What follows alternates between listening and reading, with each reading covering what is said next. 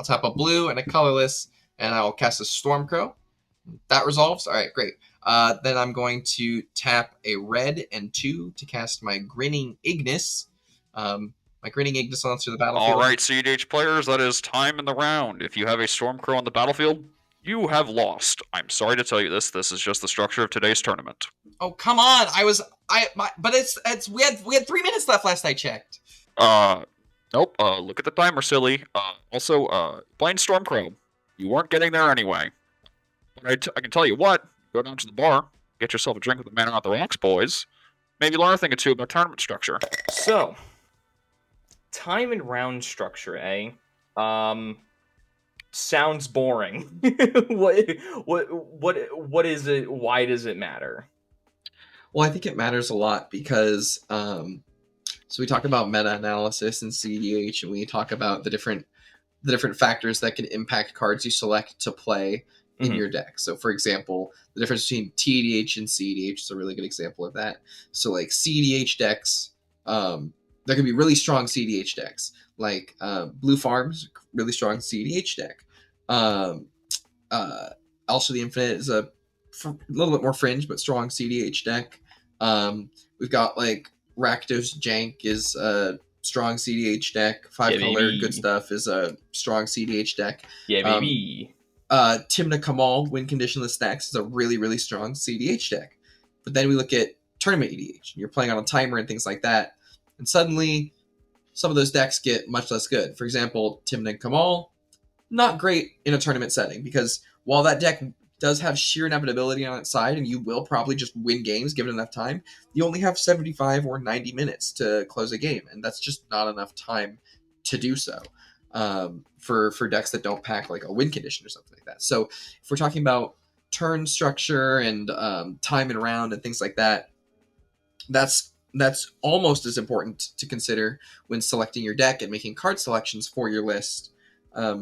When you have to think about the fact that, oh, I'm going to only have 75 minutes with some turns to play the game and win, otherwise it'll be a draw, or I'll only have 90 minutes no turns to play the game and win, otherwise it's a draw. And then you have to take into account like the way pods work, if there are buys, like all of these different things. And if you consider those factors, it can help you determine a strategy not only for like what deck to play and what you think is going to have the best shot of like doing well and winning, but also even within tournament, it can give you a really significant insight and a little bit of an edge if you understand how these things work, when determining when to ID, which stands for intentional draw, or like which games to like just play to time on, which games that you have to like go just try to win, doesn't matter the cost of it, type, like all those types of deals are going to have an impact on your ability to progress through a tournament structure.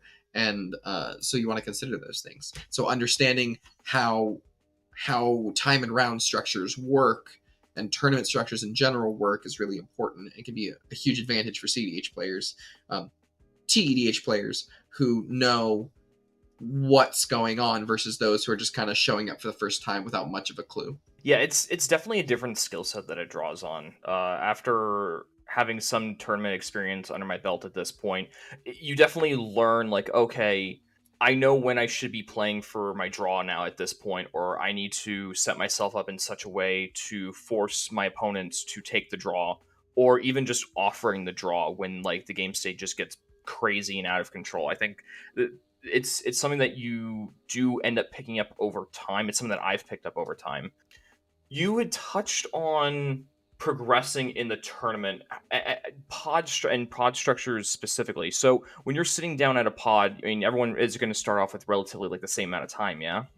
Or mulligans beside, I feel like that's going to eat up, between 5 to 7 minutes, depending on when everyone sits down. Yeah, it could depend on how fast people are taking their mulligans. Yeah, generally people try to be pretty conservative with the time that takes, though, because it is eating into everyone's time and round. When do you like shift? When do you start asking those questions of like, okay, I need to start playing for a draw? Is there like a set of conditions that you're looking for, or do you sit down and just go, I need to try and force a draw for this table? Like, I guess I almost want to say irrespective of points, but trying to force a draw is usually playing with respect to points. I'd say at least 40% of the time. Yeah, I think I think I understand what you're saying, but at the same time, I'm not positive. So correct me if I start to get a little off Yeah, course that's here. fine. So when you're playing for, when I sit down at the table, at least I always sit down and I'm always playing. My default assumption is I'm gonna play this game and I'm play to the best of my ability. I'm gonna play to win. Just like if I was sitting down at a table with the crew like any other night of the week, right? Sure, everyone's like there to have a good time, but we're also there. We're playing to win. Everyone wants to try and also win because everyone trying to win is what makes it fun. In a tournament setting, I think that can be a little different, and some players might not sit down to every single match with that same mentality. Some players might walk into a match with more of a defeatist mentality, saying, "Oh man, I'm like 0-2-1 right now. It's the fourth round, so it literally doesn't matter if I win this or draw this or lose. Like I'm just not going to get there." Some players might walk in with like a 2-1 record, and it really matters if they lose this or they draw this. Some players might walk in with like a 3-0 record, doesn't matter, or like even earlier rounds. It could even be earlier. Somebody walks in with like a 1-1 record, and they're saying, okay, well, if I draw this, I'll be 1-1-1, which means that my pairings for the fourth round are going to be probably pretty good. If I have a good shot at closing that on a win, then I could go 2-1-1, which means that I have a winning record and gets me closer to a lock for like a top cut. So all of those things matter, and I'm not really sure that you can differentiate that, because I think this was sort of your question is I'm not really sure you can differentiate that that sort of mentality of when you're playing for a draw versus when you're playing to win. I'm not sure you can separate those out very easily in a tournament setting, which is realistically the only time when draws matter. Because unless you're playing with on a clock with your friends, which we do sometimes, We do, yeah. But mostly that's for tournament practice. And at that point, you're like, okay, well, if I were to be in this situation and I know it's unwinnable, would I just try and force a draw? And then you can try and force a draw on the clock or something like that. Yeah. I guess that's most of my question. It's just it's a very interesting approach that in a tournament setting, you're immediate, like obviously like you're first up going to be like, I'm going to try and win this game, but you're also kind of running the numbers, running the odds in the back of your head. I think that's a very interesting perspective. Yeah, I think it's really important that, because if you approach every game with the idea of like, okay, all I'll do is like, all I'm gonna do is just make sure that I don't lose the game and I'll draw everyone if I need to. You'll end up with 4 draws more likely than not, right? Or like a 1 win and like 3 draws or something like that. Like just not an amazing record. Like it might be a record where you haven't lost, but it's not going to be something that's going to get you into a top cut necessarily. And so I think that at least to some degree, like you have to be able and willing to take that risk where you say, okay, like these are 3 strong opponents I'm facing, but at the same time I have to try and win this game, otherwise I'm going to be stuck fighting for a win later. And so at least for me, or beyond the bubble. You'll be on the bubble. So at least for me, when I'm looking at games, I always try and say I'm going to try and win this first, and then halfway through a game, if things are starting to look really not good, at least for me, that's when I pivot and I'm like, okay, well, it doesn't look like I'm going to be able to win this game, and of course 1 point is better than no points, so I'm going to try and now I'm going to switch to that mode. It's like I'm already not winning, so I might as well just make sure that nobody can win and just offer a draw at every opportunity I can. Say, all right, well, I'm going to counter your spell, draw, and they don't take it, and you say, okay, well, somebody's about to go off with a Dockside Extortionist loop. I control treasures, but I'm going to lose anyways, because if I pass, I lose to you, because we know you have Thoracle Consult in hand, so I'm just not going to crack these treasures. And then the person with Thoracle Consult says, whoa, that's throwing. And I'll say, okay, would you like to draw? And they'll be like, no, just crack your treasures. Like, okay, well, I'm not going to crack the treasures. And they're like, okay, well, I'll draw. And then the person who's doing the Dockside loop says, oh, you're cracking the treasures? Well, that's throwing, because like you're gonna pass over to the blue farm player or whatever. And I'll be like, no, if I crack these treasures, then they're gonna draw. But if I don't crack these treasures, then you win. So do you also want to draw? So, and you can sort of like get into these weird situations where it's not really king making, but you can force an ID, because if you, based on your one action, it's a king make situation. But in tournament EDH, you have this really, really interesting like way that you could just say, oh, well, this game is it's a wash. And I think we've talked about it before. We mentioned it in our politics episodes, where I think that there are certain situations where king making exists in CEDH, And I think this in TDH is a really great example. Is it matters who wins and who loses and who doesn't win or lose. And in those situations like that, you can say, well, I can make you win by taking a game action, or I can make you win by not taking a game action. You're caught between a rock and a hard place. Which is awful for me either way. And neither one of you wants to win or lose, so why don't you both opt to draw? And if both of you say no, then I'm just going to let everything ride, which means player 2 is going to say, okay, let's draw. And then player 1's going to say, well, I don't want to draw. And you're going to say, well, okay, then I'm going to make player 2 win. Player 1 will be like, okay, well, then I guess I'm gonna draw. Yeah, it's leveraging the rules in a very different way. Because I think with TDH specifically, king making and like I guess to a lesser extent spite plays matter so much more. They matter so much more for like just the flow of the table and just kind of like going on. People talk. No one wants to be in a king make scenario, so just like offering the draws in those times matters more because it's just like what are we gonna do? Like exactly like you said, you take an action, someone wins. You don't take an action, another person wins. Like it's a very tough situation to be in.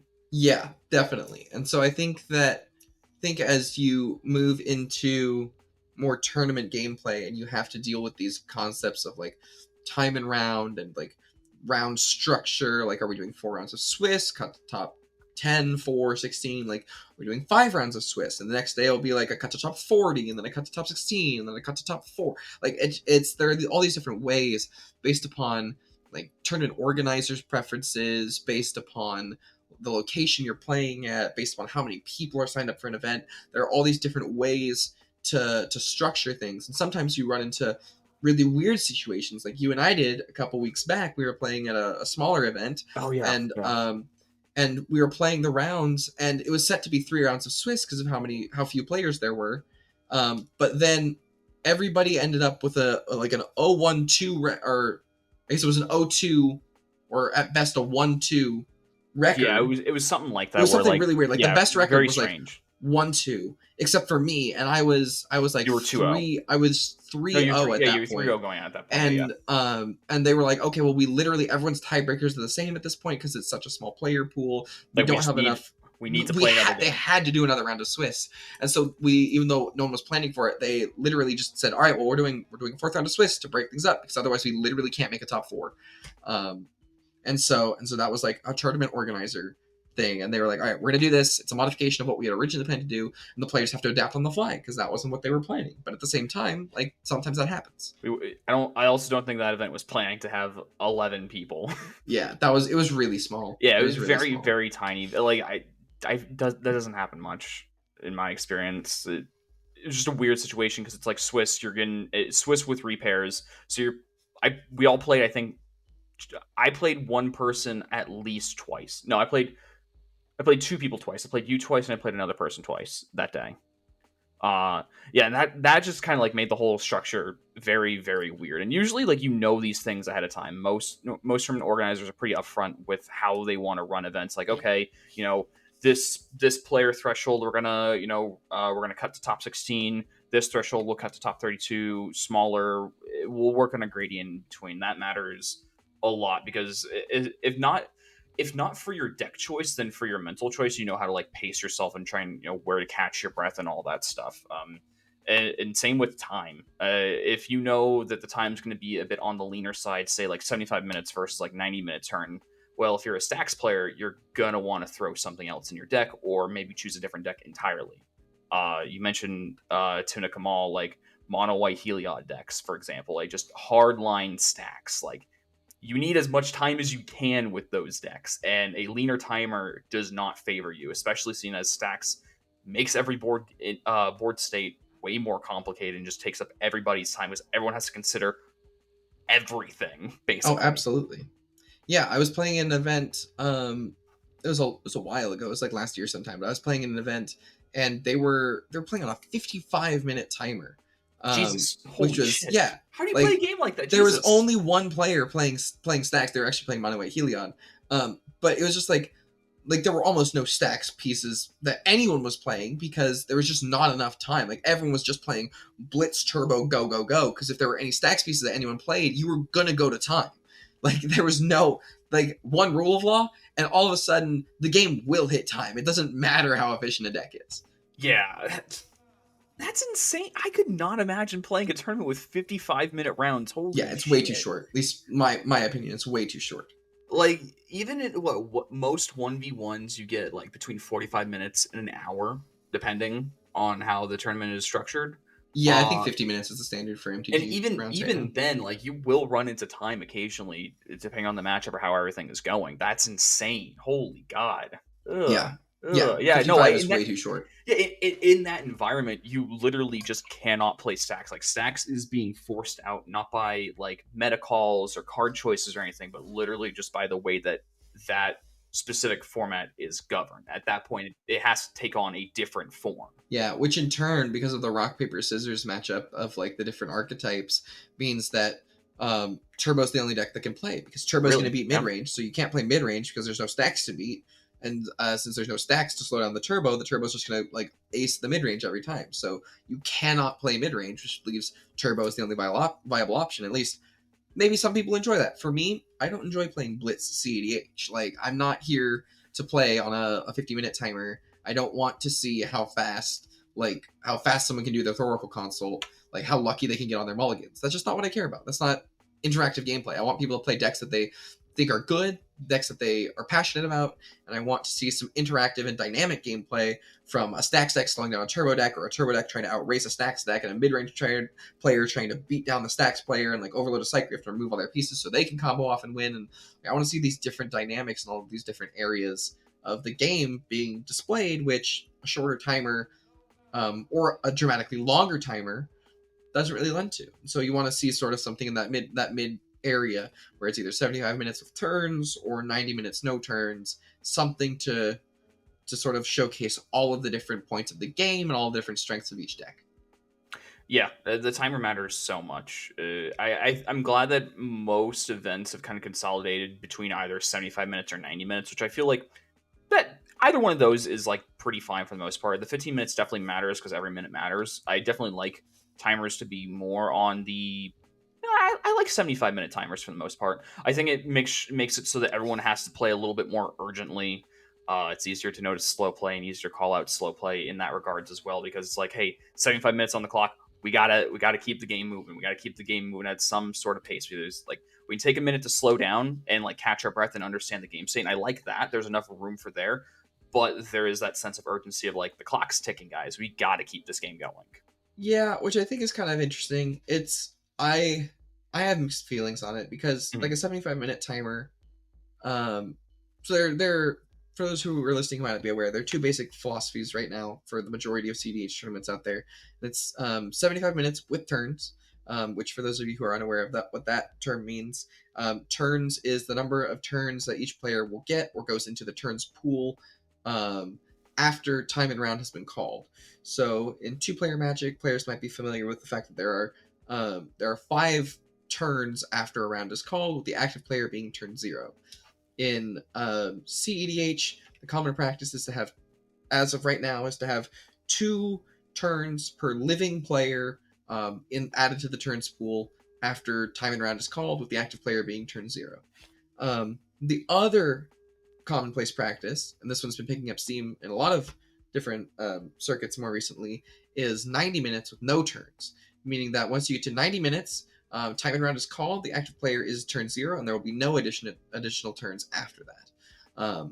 So for me, I like the 75-minute turn structure because it does force you to play tight, and it brings up that kind of like, at least for me, it's a little bit nostalgic. It brings up like Friday Night Magic vibes. It brings up like playing in convention vibes, where you're like, okay, I'm on the clock. I gotta kind of like we gotta keep go going. fast. Gotta keep moving, like you said, Yep. that sense of urgency, right? Yeah, which is kind of fun. I enjoy that. And the turns, and then everyone gets or there are a certain number of turns guaranteed after the round ends. So if a player's not playing extra turn effects, then each player would theoretically get 2 extra turns to try and close it out. That approach is good. It has the upside of the fact that assuming no one's sapping turns from the pool by casting extra turn effects, every player is going to get 2 extra turns, and they get to try and secure a win. Right? That's kind of neat. It's also, the problem with it though is that because you're not on the timer anymore, players tend to end up taking longer on their extra turns, which can run your timers significantly further out. So you can end up sitting there for like 30 or 40 minutes longer than you would have wanted to otherwise, right? Which kind of feels bad for everyone who's already finished their round. Yeah. The 90 minutes no turn structures, I also kind of like that one. It's really neat because you get that extra 15 minutes, which is nice because it allows people, you're still kind of playing on like the faster paced side of things, but it gives people just enough time they can slow down and think their turns a little bit more intricately and try and be a little more careful. And then you have enough time to play like 1 or 2 extra turns per player, maybe, assuming everyone's playing efficiently. Of course, the downside is that turn not having turns significantly favors turbo players, which are already turbo decks are already significantly favored in tournaments, just because you're if you get the chance to try and pop off and storm off, even if you're not going to get there, You still have the turn. yeah, well, it's possible for them to eat so much of the timer that Oh, if they yeah. try and Yeah. if they try and pop off, if I cast an ad nause and there are 30 minutes left on the clock, I can cast an ad nause and I can take 25 minutes on my ad nause turn and only leave 5 minutes left in the game. And at that point, it doesn't matter if I didn't win or not and I don't get knocked out, because the worst that can happen in all likelihood is that I get a draw. And so it significantly rewards turbo players, which is also don't know how I feel about that. But on the other side, it means that if someone throws down a stacks piece or something, like players who have nothing to do say, okay, draw, yeah, I have nothing to do, pass the turn. There's just a little bit more time that the stacks decks might need to close something without only having 2 turns. So they might, in theory, if they have a table locked down really good, they could see like 3 or 4 extra turns if everyone's just like auto passing, basically saying that they have nothing they can do. And the stacks decks that are win conditionless could just beat people to death and finish their games. But so there's a mixed bag for both, and I really like both structures. Enjoy the elements. I think they both bring really strong things. I'm not sure which one is superior, and I think they both have a place, at least until one proves out to be more equitable and more sustainable for tournament play. Yeah, I can agree with that. I don't have much.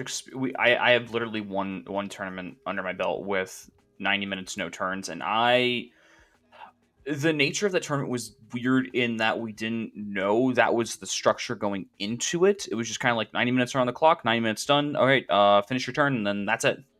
Yeah, that was a TO error, but yeah, that was kind of neither here nor there. But after experiencing it, like there is definitely merit. I agree with you there. I like that, it makes everyone's life like pretty easy.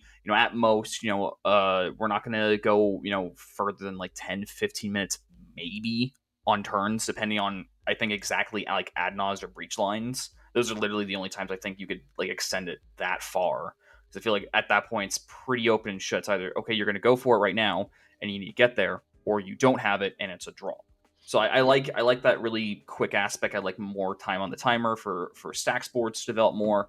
But I kind of like turns a bit more. I think it gives more play, more ways for concise ends to game, concise ends of games to form. We get more definitive results that way, and that's I think why the other reason why I tend to lean towards that side. I think turns are just better. I also like the two turns per living player aspect. I think that's more than enough time. It also caps. There is some weirdness there in that, like Tivit specifically has a hard time in that like format. Format, I guess is the word, because that deck is going to take multiple turns to close out the game, but you have to be able to do it within ideally 8 turns in that setting if you go to time. And I think that's just a weird quirk of just like, well, that's just the deck you play. That's just kind of a wall that you have to like be aware of, I think. yeah. I don't think that's necessarily a flaw that needs to be fixed, but a quirk that you need to be aware of. Yeah, I would agree. I think there's some, especially with some of those, like, we'll talk about this later, I'm sure, but some of those like commanders that require like a certain number of players in the pod or like a certain number of extra turns to win, like those things they're, like you said, they're quirks that you have to account for, and there are definitely some pros and cons to each. I think for me personally, I haven't made up my mind on which I prefer. I like aspects of both. I like the fact that 90 minutes no turns keeps tournament timers on schedule running smoothly, and I really like that fact. I also really dislike the fact that anyone who listens to this knows that I hate playing turbo. And I really don't like my opponents getting rewarded for playing one specific strategy. And I don't like 90-minute no turns for that aspect. I would rather see, like, of course, this coming from me as a control mid-range player, I would rather see the turns aspect, because on 2 extra turns, I can probably figure out a way to squeak out a win if I was in a position to win to begin with. Whereas if we spend 20 minutes resolving a stack fighting over this ad nauseum, and now the whole game is just over because somebody wanted to spend 3 or 4 minutes contemplating whether or not to cast this miscast, and then another 2 or 3 minutes contemplating if they want to use offer you can't refuse or flusterstorm here, which you can say call someone for slow play, but that's a lot harder to do in practice than it is in theory, because you don't want to be a dick, but also sometimes you need to move the game along, but also sometimes people just it's a really intricate stack or board state or whatever, and people need a moment to consider. So if you aren't giving everyone that extra turn, you're also just kind of burning everyone's timer, which is only rewarding you as the person trying to pop off, which feels weird. Scummy is not the right word, but it feels wrong, not correct. It just feels it feels icky. Yeah, I don't. I don't. That's not like anyone's trying to, but it feels bad that someone who's trying to win is getting rewarded by getting a draw if they don't win, for eating up everyone else's timer, just because the stack is getting played slowly by 3 or 4 different players because it's really busy, which can and I have seen happen. In 90 minutes, we've all had 30-minute stacks resolve. Yeah, sometimes it just happens. Sometimes it just happens, and it's no one's fault. But I wish there was a better solution, but somewhere in between 90 minutes no turns and 75 minutes 2 turns a living player. But I am not smart enough to know what that is, so maybe if this plea reaches anyone out there, brighter minds could come up with something. Chess timers don't work, unfortunately. We've tried that. It does not work. Oh, God. Yeah, I need a chess timer to resolve this ad nause, and I'm fighting through the entire stack of interaction. That's pass priority every time you have priority. At least priority is definitive at that point. I was talking to somebody this past week, and they're like, you don't realize how many places in Magic there are to pass priority until you start using a 4-person chess timer to pass priority. And I was just stopped for a second to think about that, and I was like, so every time you take a game action, every time you cast a spell, there's a trigger on the stack that passes priority, one thing resolves, then everyone gets new priority. Holy crap, that would just be a nightmare. CDH is already mentally draining as is. I feel like that's it's so much more to add on to the pile. Yeah. Deck choices then. I guess we already kind of touched on that. I don't think there's really anything more we need to add on deck choices apart from just the quirky stuff that happens when you're playing. I think Tivit specifically. There's Tivit if you're sapping turns from a turns pool, or if you're playing some other praise to you if you're pulling Edric out of retirement, you're gonna be taking extra turns with your little dongers. But so extra turn decks are a little bit weird. And then of course, different tournaments are gonna structure their pods differently. We can talk about that next, because this past weekend we played in a tournament at our local store, Gabby's Olympic Cards and Comics. Shout out. And they did something that I have seen done at I think maybe 2 or 3 other events before this now. But I've played in events aside from this one, but in this event specifically is what we're going to be referencing a lot of here, is where the pods were paired up in 3 pods to eliminate buys. And so that's something that's interesting, and something that players need to be aware of if they're selecting a deck to play in an event like this, right?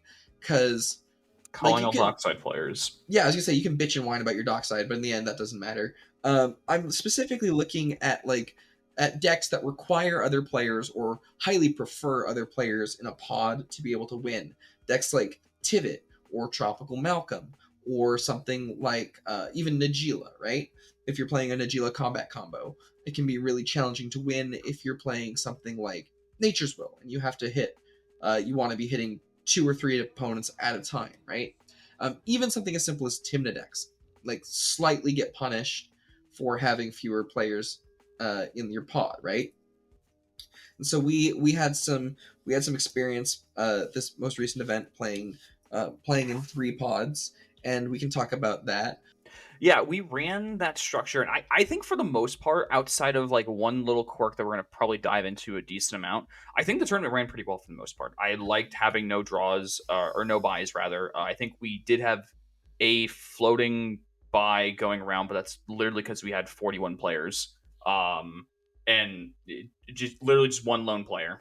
Uh, two people we were able to get with two extra people we're able to split into two 3 pods versus 4 and 2 buys, but literally one person just got the buy. I think it ran pretty well for the most part. The only thing of note was just the software that we were using. Just it the way it worked is it paired lower scores into 3 pods. And what had happened was if you lost like your first round, for example, and the numbers shifted because of drops or whatever, and there were 3 pods forming, you were more likely to stay in that 3 pod. And unfortunately, we had a couple of players that we had talked to that were on like specifically Tivit and Tropical Malcolm that really prefer having 4 players in the pod, and they just were getting snubbed. Just getting punished for, like, just not even because they were playing poorly, but like you No, lose your no. first game, which happens. You have a higher percentage chance to lose your game than you do to win your game, right? And so they would lose a game. They'd go down to a 3-player pod. It'd be really disadvantageous to them because their default combo requires, or at least highly prefers, other players to be in the pod. And then from that point, because they're fighting an uphill battle to begin with, makes it easier for other decks to sort of like just shit on them and take wins, which means then you're also going to get paired into another 3 pod in the next round. So they got stuck in this sort of like spiral of death and just kind of this whirlpool at the bottom where they were fighting in a 3 pod, they would lose, and then get repaired and be new opponents, but they get stuck in another 3 pod. And so that was really, really unfortunate. I I think it's like the personally, one drawback to I think how we ran the tournament or how the tournament was ran. yeah. I think I think that the best thing to come out of this was that there were no buys, which I really liked. I think buys feel really terrible when you get them, because you came to play Magic, and especially if you're driving a ways, like you drove however many hours, traveled however long to get here to play Magic with people. Now you don't get to for at least the next 75 minutes, if not hour and a half. So that We got a sucks good first book, and foremost. good podcast. Hey, and then and then there's the whole aspect of it feels really bad when someone who has a buy like gets placed higher than you because they didn't actually win that game. They just got lucky on like the pairings or whatever. Which in theory, like after round 1, that shouldn't matter too much, but then randomly sometimes it does because someone gets a buy in round 2 after they lost their game 1. And so now they get paired up going into round 3, which means they win their round 3. So now they have 2 wins. It's like there's just all this weirdness that can unfold with buys in a 4-player format, and buys already don't feel good in a 2-player format. As somebody who's like played modern events before and like legacy and stuff like that, it just doesn't feel good buys in general. So the solution of 3 pods in theory sounds good. I think the one mistake that was made on the TOs at this most recent one we went to was that we had 41 players, like you mentioned, and so there could have been 1 buy, but they ended up splitting people to do 3 pods instead. And I think that was probably just 1 3-pod too many. You know what I'm probably. saying? Yeah, So no, like I if feel you that. if you do like 2 3-pods, that's probably fine, as opposed to like, and then 2 3-pods and 1 buy, as opposed to like 3 3-pods.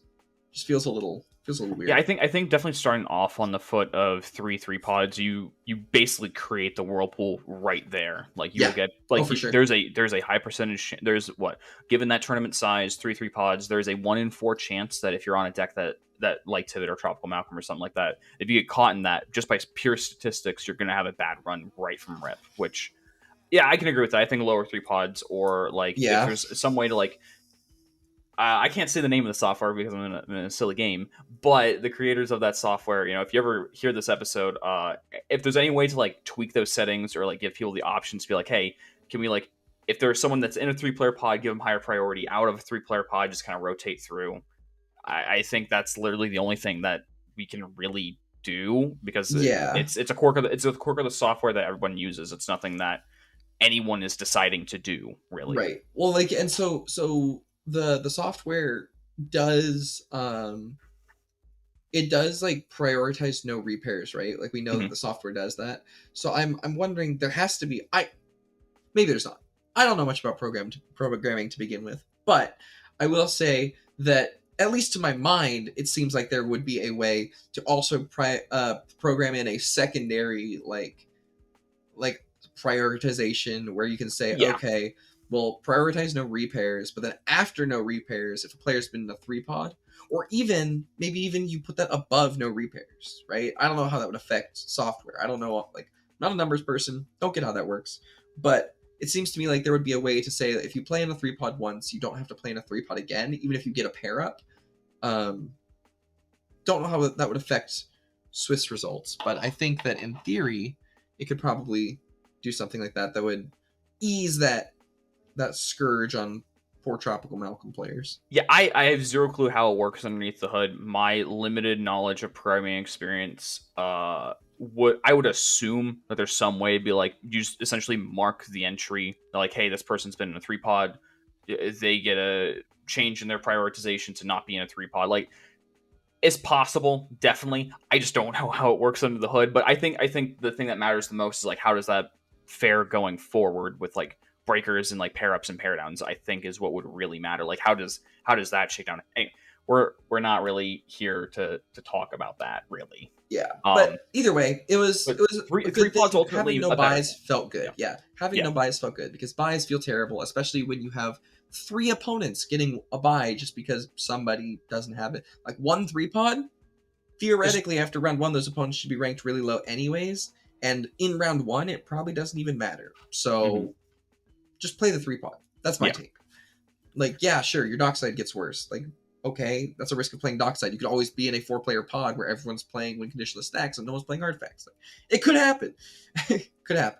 You also have the hand where everyone just isn't playing artifacts. Everyone's just playing a bunch of dorks. Like, it is a nebulous card, and to say that there are outside circumstances that are affecting your already nebulous cards is a little bit silly. Yep, for sure. But that's a point we've harped on before. For sure. As big a dockside players as we are, we both play decks that literally try to loop dockside as much as possible for our wins. Like, we understand the risk of like sometimes your dockside makes 23 in a turn, sometimes your dockside goes negative. Yeah, it is what it is. You're gonna make 1 treasure and you're gonna be happy about it because that's 1 mana for next turn. Absolutely, it is. Nothing sours me more than just like, okay, I need a dockside, and I put a dockside and the triggers on the stack. I'm like, I make 2. I have color shifted a red and a colorless. Sometimes that's what you need, though. Sometimes you just need that, though. Cast 2 Necropotence. It does. Yeah. Okay. So then, aside from like 3 pods being a little bit weird, I think that event went really well. There was the other thing was like their top cut structure. Which is this is the second event they've done with this particular top cut structure, where they did not a cut to top 16, not a cut to top 4, they did a cut to top 10, which means after 4 rounds of Swiss, the first and second highest ranked players are locked for first and second seat in the top 4 pod. After that, there in between Swiss and the top 4 pod, however, there is a semis match using players ranked 3rd through 10th. Playing 2 4 pods, and those players are paired up and seeded based upon ranking, and they play those matches for seats 3 and 4 in the top 4. And I think that structure has worked really well. I think it's felt great because the whole cut to top 4 thing, it's so aggressive. It's so aggressive. It just feels really aggressive and arbitrary, and like, yes, does it makes tournament running easier, it makes time constraints shorter. But at the same time, the variance in Commander is so high to begin with that it just makes sense to me that there has to be some variety of semis match in a larger tournament. Is especially given like how big these tournaments get, like you just get cleaner results at the very least. You get cleaner results at the semis. You don't necessarily need quarters, but semis makes the outcome way more clear. Yeah, I think that there's I ran some numbers a little bit. I was Didn't you really just say you bored weren't one a day. numbers guy? I know. I was just about to say I'm not a numbers guy, so don't trust this. Don't trust this at all.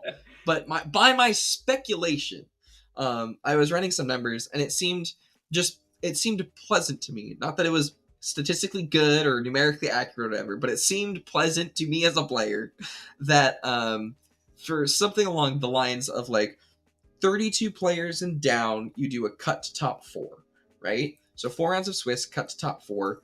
There's not a ton of players, but that's enough players that you can do 4 rounds of Swiss and get deterministic top 4.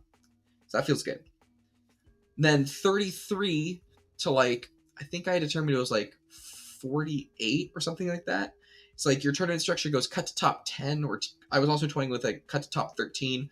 Not a full cut to top 16, because players who do well in Swiss at a tournament that's like smaller in size should be rewarded by getting locked if they're like undefeated in Swiss or whatever, right? Cut the top 13. How does that one? That would be first seed is locked, and then after that, Oh, and then 3. Okay, and then gotcha. 3-4 pods after. Yeah. Okay. So it'd be like cut to top 10 or cut to top 13, which I've really been liking. Cut to top 10. I think that's first and second seed getting locked. Makes sense to me. I've played in 2 events like that now, and it makes a lot of sense. Feels really good, even if you're not making the cut. And then having a semis match for those lower ranked players to duke it out to see who gets there, because if they aren't doing as well as the first and second seed, then their variance is, at least in theory, should be higher. So the likelihood that one of them plays out against the rest and wins that should be determined by skill, to my mind. I could be mistaken. But that top 10 cut for like a 33 to like 48-ish range, like that mid-size of tournament, seems really good. Seems like it would feel good.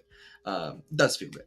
And then that 49 to like 64 cut, where you'd have like your full standard tournament, I would cut that to top 16. I don't think there's, like, I guess you could do a cut to top 10 cut or a cut to top 13 or whatever, but to my mind, at 64, especially only at 4 rounds of Swiss, maybe if you did 5 or 6 rounds of Swiss, you could get away with a cut to top 4, but at that point you're still playing 2 games anyways. So to me, I would difference. Yeah, I would just take the cut at 16 and then have those players play on variance, because at that point, if you have your top 16, these players are ranked the highest or whatever, they've done the best, but from 64 players, like, their matchups could have been super lucky. There were a lot of players there. Matchups could have been super good, because aside from the rock paper scissors archetypes, CAH has actual deck matchups that people don't talk about a lot. But back in the day, when everyone was writing primers on tapped out and shit, like, that was a tapped out. Holy shit! That's a callback. But that's a callback. Goddamn. People would put literal like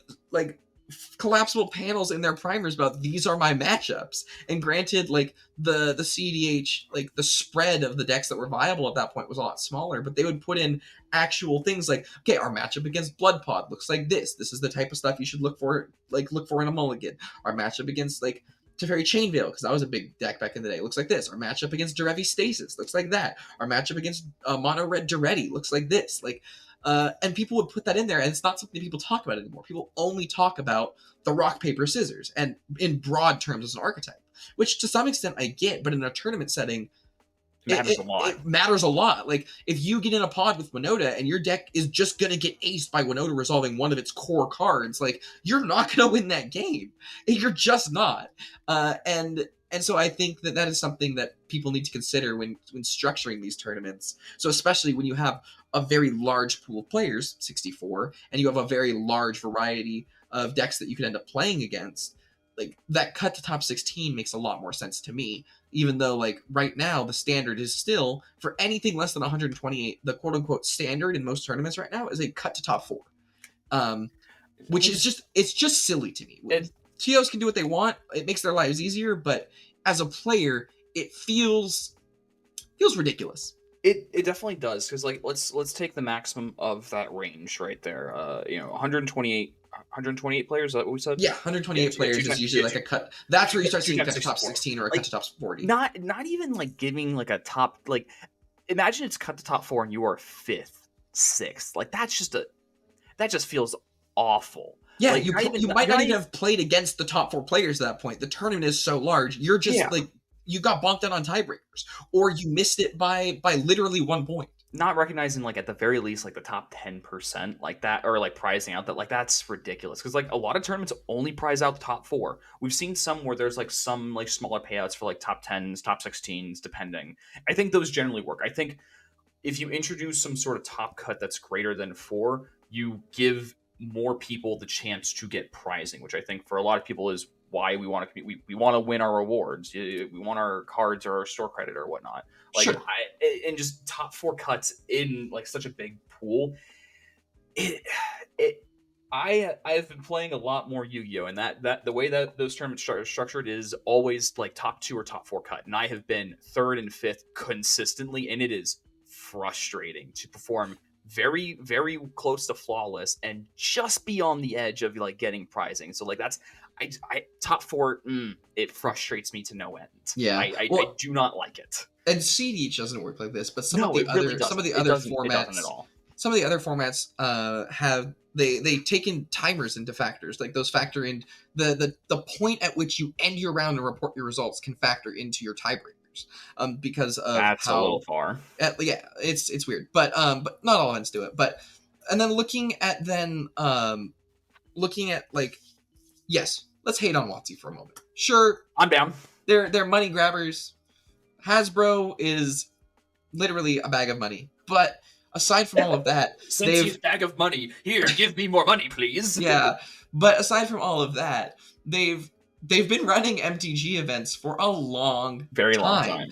And there's a written formula for 1v1 Magic that works, and it works really well. There's a reason that these major tournaments, like the 1Ks, the 10Ks, the 5Ks, whatever these are, they don't cut to top 2. They cut to top like 16 or 20 or whatever, and then they get to a top 8, and then you play single eliminations from top 8 into your 1 and 2 brackets or whatever. But everyone in that top 8 cut is getting something. It may not be a lot. It may be like, here's this badge for showing up. Congratulations, you almost did good. Yeah. But they get some sort of recognition, and for whatever reason, right? CEDH, our tournament structures are really wonky, and we don't have that recognition for players who perform really, really well, but like almost to the point of making it to this top cut. But the crazy thing is that our format has an even a higher variance. And you can say, oh, like player skill or whatever, and sure, there's that. But you're playing a singleton format with an incredibly broad variety of actual deck matchups and interactions. Plus, and we always mention this, politics. Like, sometimes you just convince a player to make a super suboptimal decision, like a very competent player, because of the way you bluff or because of the way you talk to them or something like that. Sometimes it just happens. What did I hear once? Like, in 60 card, you have to worry about 60 cards between you, or 120 cards on the table at any given point. That's easier to handle. With Commander, you are dealing with 396 to 392, depending on partners, like singleton commanders versus partner commanders. 3 times the amount of cardboard on the table. Yes. Yes. And a broader card pool than most of the formats. A broader card pool amongst all colors of Magic at any given point, where there is chances for personalization and self-expression through card choices and whatnot, so you see more fringer ones. And the fact that it's a singleton format, getting to a top cut is not an easy thing. It can be a fluke, but most of the time it isn't. And to not prize out to that extent in those structures is weird. Well, but I think when the top gets super narrow. It's when the top gets super narrow. That's what I meant. Yeah, that's what I meant. It's like, yes, you can play super well, and yeah, you get to that top 4 based on skill most of the time, but somebody who places in 5th, that doesn't mean their skill is necessarily that much less than yours. It means that maybe their matchup was bad, or they got 4th in turn order, or like there's so many extra variables, tiebreakers. Yeah, like so many of these things come into factors for this very high variance format, and we're gonna say, oh, out of 64 players, we're just gonna take the top 4 cut just because it makes it easier on the TO. Like, I mean, I guess, like, sure, you can Sure, get out of like there sooner, that's but you can reason. also, if you're not in the top 16 or 10 or 8 or 4 or whatever it is, like, you can just leave. You don't have to stay there and watch the final 2 matches. You really don't. You really don't. And also, I think that narrow cut. I want to. It feels like it's going away. I feel like more and more we're hearing more like larger cuts, and we're seeing pricing down further in the cuts. So I think it's hopefully a symptom of a bygone era. I think it's also just CDH is, I still would say, is in its infancy, especially in the tournament scene. Like we're just now getting more like consolidated rule sets and structure sets and time sets that like you can reasonably expect like one of three different options when you go to any given tournament. So 100%. so like at this point, like it is going to get figured out at some point. There are substantially smarter people than you and I that have been crunching the numbers far longer and know the intricacies way more than us. But I think it's a problem that is actively being solved, so I'm not worried about it for the most part. But I do tilt my head a little bit when I see the top four cut. It's just like that's, and there's no pricing for like top 16. Like Or top 8 or as top someone who 10 or regularly top whatever. 16s but doesn't quite make it all the way, like that matters to me. That matters to me a lot. But like as you're approaching time, do you? I think when you're approaching time, you kind of see the light at the end of the tunnel, so to speak. So how does that change your gameplay for you? At that point, are you starting to play for the draw, or have you already decided that like 10 minutes ago? I think it really depends for me on, like, the board state and Mhm. what I think I can get away with. So sometimes it's just it's literally just a yes no. Like For sure. sometimes I do, sometimes I don't. Depends on if I have a win, if I see a line, then and I think okay, like if I can snap off this tutor, then I can get there, or if I can counter XYZ's like rule of law as it comes down, like then I'll be able to get there. Sometimes you're just like, no, there's no shot, and try and draw it. Other and at those times, at least for me, it's usually like, guys, we got 7 minutes left on the clock. Like, I don't think anyone's gonna be able to get there. Should we just ID? And then Save the time. inevitably Get somebody's some gonna water. say no, and I'm gonna say, okay, well, I have 4 pieces of counter magic in my hand with your name on it. Would you guys like to draw? And they'll say no, and I'll look at the other 2 players and say, all right, guys, well, if we just beat them to death, then we'll be the only living players, and they don't get a say, and then we can choose to ID. And usually that gets them, and people will be like, yeah, okay, whatever, we can It's draw still it. easily some of like the evilest tactics I've seen you employ, but like it's smart, it's correct. Like Man, it's not even like I don't want you to have a say. It's just like this game. I can see the writing on the wall. This game is gonna be a draw based on all of the interaction I have on my hand, all the interaction I have. I know that like the person to my left has. Like no one's gonna be able to win. Um, let's just call it. And if someone really wants to put up a fight, like we can just go combat beats and knock them out and then choose to ID. Like it's I don't feel like it's that evil. Like I'm just trying to save myself 10 to 15 minutes of time that I can use to recharge and rest for the next round, which is good for you because you can do the same thing. Like we're all leaving this game with 1 point better than the record we walked in with. Like it's not that tough. yeah, just take the time, get some water, get some air, get something like that. Yeah, I think it's just because I'm still kind of building up my skill set for TDH, but for the most part, I'm just usually the person being like, hey guys, there's 15 minutes on the clock. Friendly reminder, let's keep the game going. Let's keep taking game actions. If you're not having priority, contemplate your moves. Like just start thinking ahead one or two steps. Don't need to think the whole game through, but like we got to keep this game moving if we all want to see as many turns as possible. Yeah. Um, Conversely to that, though, you've said on record you're very good to setting yourself up on turn zero. Oh, I do sometimes like to set up if I see that I think I'm gonna have a win and I can guess it's gonna take 1 extra turn or maybe 2 extra turns. So there is an advantage if you're playing with turns. There is a definite advantage to being turn 0 when time is called because you will effectively get one Returns. extra turn. Yeah, 3 turns on that from that turns pool because you'll have the turn that you're on as well.